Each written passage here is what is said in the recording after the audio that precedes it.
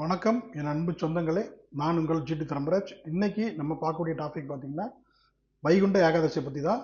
இந்த வைகுண்ட ஏகாதசி எப்படின்னா, நம்ம எப்படி தீபாவளி கந்த சஷ்டி பண்டிகை எப்படி கொண்டாடுறோமோ அது போல தான். எப்படின்னா, அரக்கனை வதம் பண்ணி நம்ம கொண்டாடுற ஒரு பண்டிகையாக பார்க்கறது தான் இந்த வைகுண்ட ஏகாதசி.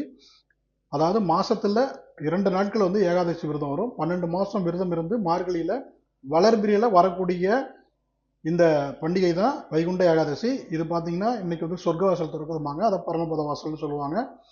இதை வந்து நம்ம கரெக்டாக விரதம் இருந்து இன்னைக்கு சொர்க்கவாசல் திறக்கும் பொழுது நம்ம வந்து இதை வந்து பெருமாளை வேண்டிக்கிட்டா நம்ம டைரெக்டாக சொர்க்கத்துக்கு போகிறதா சொல்கிறாங்க ஐதீகம். அதை பற்றி தான் உங்களுக்கு நான் விளக்கமாக சொல்கிறேன். இது போன்ற உங்களுக்கு சுவாரஸ்யமான தகவல்களை உங்களுக்கு நான் பகிர்ந்துக்க விரும்புகிறேன்.